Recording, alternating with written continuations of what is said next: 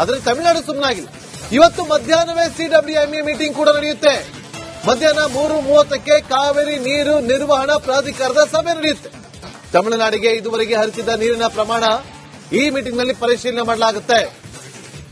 ಅಲ್ಲಿಗೆ ತಮಿಳುನಾಡು ಹೇಳಿರೋದೇನು, 2 ತಿಂಗಳು ಬಾಕಿ ಇದೆ, ಆ ನೀರನ್ನ ಕೊಡಿ ಅಂತೇಳಿ. ನೋಡಿ, ತುರ್ತು ಮೀಟಿಂಗ್, ಬ್ಯಾಕ್ ಟು ಬ್ಯಾಕ್ ಮೀಟಿಂಗ್ಗಳು. ತಮಿಳುನಾಡಿನ ಒತ್ತಡ ನೋಡಿ ಯಾವ ರೀತಿಯಾಗಿದೆ ಅಂತೇಳಿ. ಸಿಡಬ್ಲ್ಯೂಆರ್ಸಿ ಮೀಟಿಂಗ್ ಈಗ ಕೆಲವೇ ಕ್ಷಣಗಳಲ್ಲಿ ಆರಂಭ ಆಗುತ್ತೆ.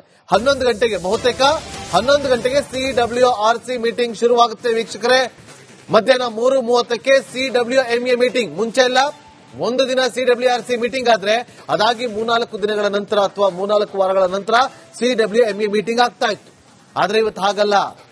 ಈಗ ಸಿಡಬ್ಲ್ಯೂಆರ್ಸಿ ಮೀಟಿಂಗ್ ಶುರುವಾಗುತ್ತೆ.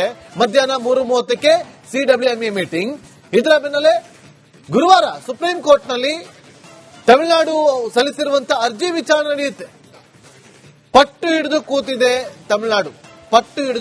ತಮಿಳುನಾಡು. ಮತ್ತಷ್ಟು ಮಾಹಿತಿಯನ್ನು ಕೊಡೋದಕ್ಕೆ ನಮ್ಮ ಪ್ರತಿನಿಧಿ ಅಭಿಷೇಕ್ ಸಂಪರ್ಕದಲ್ಲಿ ಜಾಯ್ನ್ ಆಗಿದ್ದಾರೆ. ಅಭಿಷೇಕ್, ಒಂದು ಕಡೆ ಸಿಡಬ್ಲ್ಯೂಆರ್ಸಿ ಮೀಟಿಂಗ್, ಅದರ ಬೆನ್ನಲ್ಲೇ ಸಿಡಬ್ಲ್ಯೂಎಂಎ ಮೀಟಿಂಗ್, ಅದಾದ್ಮೇಲೆ ಸುಪ್ರೀಂ ಕೋರ್ಟ್ನಲ್ಲಿ ಅರ್ಜಿ ವಿಚಾರಣೆ ಗುರುವಾರಕ್ಕೆ.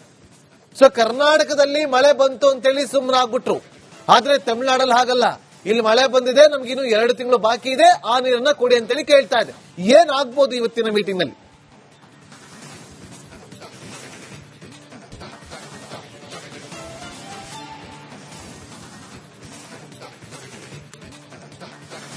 ನಾಗೇಂದ್ರ, ಒಂದು ಅಂಶವನ್ನ ನಾವು ಗಮನಿಸಬೇಕಾಗಿರುವಂತದ್ದು, ಕಾವೇರಿ ವಾಟರ್ ಬೇಸಿನ್ ನಲ್ಲಿ ಮಳೆಯ ಪ್ರಮಾಣ ಹೆಚ್ಚುವರಿ ಆಗಿದೆ. ವೈನಾಡ್ನಲ್ಲಿರಬಹುದು, ಮಡಿಕೇರಿ ಸುತ್ತಮುತ್ತ ಕೊಡಗಿನ ಭಾಗದಲ್ಲಿ ಮಳೆ ಹೆಚ್ಚುವರಿಯಾಗಿ ನೀರು ಸೇರಿರಬಹುದು. ಆದ್ರೆ ಸೇರ್ಬೇಕಾದಂತ ಜಾಗದಲ್ಲಿ ನೀರು ಸೇರಿಲ್ಲ ಅನ್ನೋದು ಈಗ ಎಲ್ರಿಗೂ ಗೊತ್ತಿರುವಂತದ್ದು. ಅಂದ್ರೆ ಭರ್ತಿ ಆಗಬೇಕಾಗಿರುವಂತಹ ಜಾಗದಲ್ಲಿ ಪೂರ್ಣ ಪ್ರಮಾಣದಲ್ಲಿ ಭರ್ತಿ ಆಗಿಲ್ಲ. ಹೆಚ್ಚುವರಿಯಾಗಿ ಶೇಖರಣೆ ಮಾಡಲು ಸಾಧ್ಯತೆ ಇಲ್ಲದೆ ಇರೋದ್ರಿಂದ ಕೆಆರ್ಎಸ್ ಭಾಗದಿಂದ ಇರಬಹುದು ಅಥವಾ ಕಬಿನಿ ಭಾಗದಿಂದ ಇರಬಹುದು, ನೀರನ್ನ ಬಿಳಿಗೊಂಡ್ಲು ಮುಖಾಂತರ ತಮಿಳುನಾಡಿಗೆ ಹರಿಸಲಾಗಿರುವಂತದ್ದು.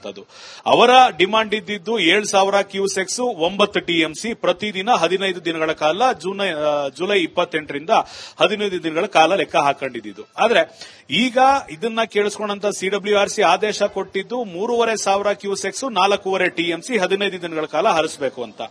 ಈ ವಿಚಾರವನ್ನ ರಾಜ್ಯದ ರೈತರು ವಿರೋಧ ಮಾಡಿದ್ರು, ರಾಜ್ಯದ ಜನರು ವಿರೋಧ ಮಾಡಿದ್ರು. ಯಾಕಂದ್ರೆ ಬರಗಾಲದ ಪರಿಸ್ಥಿತಿ ಇದೆ, ಕೆಲವೆಡೆ ಮಾತ್ರ ನೆರೆ ಪರಿಸ್ಥಿತಿ ಇದೆ, ಯಾವ ಡ್ಯಾಂಗಳಲ್ಲೂ ಕೂಡ ಪೂರ್ಣ ಪ್ರಮಾಣದಲ್ಲಿ ನೀರಿರಲಿಲ್ಲ, ಕೆಲವು ಕಡೆ ಡೆಡ್ ಸ್ಟೋರೇಜ್ ಹಂತವನ್ನ ತಲುಪಿದೆ. ಇಂಥ ಸಂದರ್ಭದಲ್ಲಿ ನಮಗೆ ಕುಡಿಯೋದಕ್ಕೆ ಹೊರತುಪಡಿಸಿ ಇನ್ಯಾವ ಕೆಲಸಗಳಿಗೂ ನೀರನ್ನು ಉಪಯೋಗಿಸಬಾರದು, ಅಥವಾ ಉಪಯೋಗಿಸಂಗಿದ್ರು ಕೂಡ ತೀರಾ ಸೂಕ್ಷ್ಮವಾಗಿ ಅವಶ್ಯಕತೆಗಿಂತ ಹೆಚ್ಚಿನಷ್ಟು ಉಪಯೋಗಿಸಬೇಡಿ ಅಂತ ಸರ್ಕಾರದ ಕಂದಾಯ ಸಚಿವರು ಇರ್ಬೋದು, ಡಿಸಿಎಂ ಇರ್ಬೋದು, ಸಿಎಂ ಇರ್ಬೋದು, ಜಲಸಂಪನ್ಮೂಲ ಸಚಿವರು ಇರ್ಬೋದು, ಪ್ರತಿಯೊಬ್ಬರು ಆಗ್ರಹ ಮಾಡಿದ್ರು. ಆದ್ರೆ ದೇವರ ಒಂದು ಅದೃಷ್ಟ ಅಂತ, ದೇವರ ಒಂದು ಆಶೀರ್ವಾದ ಅಂತ ಸರ್ಕಾರ ಕೂಡ ಹೇಳುತ್ತೆ. ವರುಣನ ಕೃಪೆ ಇತ್ತು, ಮಳೆ ಬಂದಿದೆ. ಮಳೆ ಬಂದಿರೋದ್ರಿಂದ ನೀರು ಈಗ ಸರಳೀಸಾಗಿ ಹರಿದು ಹೋಗಿದೆ. ಈಗ ತಮಿಳುನಾಡಿನ ವಾದ ಏನಾಗಬಹುದು?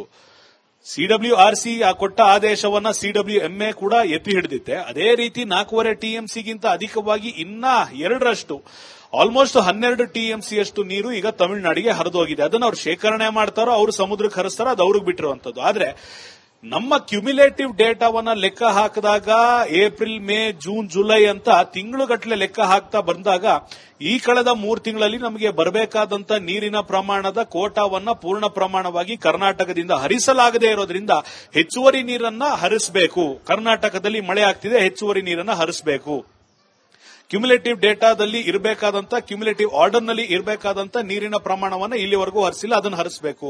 ಈ ವಾದವನ್ನ ತಮಿಳುನಾಡು ಸರ್ಕಾರ ಸಿಡಬ್ಲ್ಯೂಆರ್ಸಿ, ಸಿಡಬ್ಲ್ಯೂಎಂಎ ಮುಂದೆ ಇಡುವಂತದ್ದು ನಿರೀಕ್ಷಿತವಾಗಿರುವಂತದ್ದು. ಯಾಕಂದ್ರೆ ಎಕ್ಸಾಂಪಲ್ ನಾನು ಹೇಳ್ತಿರುವಂತದ್ದು 100 ಟಿಎಂಸಿ ಬಿಡಬೇಕು ಅಂತ ಆದೇಶ ಇದ್ರೆ, ಇಲ್ಲಿವರೆಗೂ 50 ಟಿಎಂಸಿ ಬಂದಿದೆ, ಇನ್ನ 50 ಟಿಎಂಸಿನ ಈ ದಿನಾಂಕದ ಒಳಗಡೆ ಬಿಡಿ ಅಂತ ಕೇಳುವಂತ ರೈಟ್ಸ್ ಅವರ ಸರ್ಕಾರದ ಮುಂದೆ ಇದೆ. ಆದ್ರೆ ಈ ಸದ್ಯದ ಮಟ್ಟಿಗೆ ಹೆಚ್ಚುವರಿಯಾಗಿ ಬಂದಿರುವಂತ ನೀರನ್ನ, ಮಳೆಯಿಂದ ಬಂದಿರುವಂತ ನೀರನ್ನ ನಾವು ನಮ್ಮ ಡ್ಯಾಂಗಳಲ್ಲಿ ಶೇಖರಣೆ ಮಾಡಿಕೊಂಡು ಕೇವಲ ಕುಡಿಯೋದಕ್ಕೆ. ಹಾಗೆ ಸಂಪರ್ಕದಲ್ಲಿ ಮತ್ತೆ ನಿಮ್ಮನ್ನ ಸಂಪರ್ಕ ಮಾಡ್ತೀನಿ.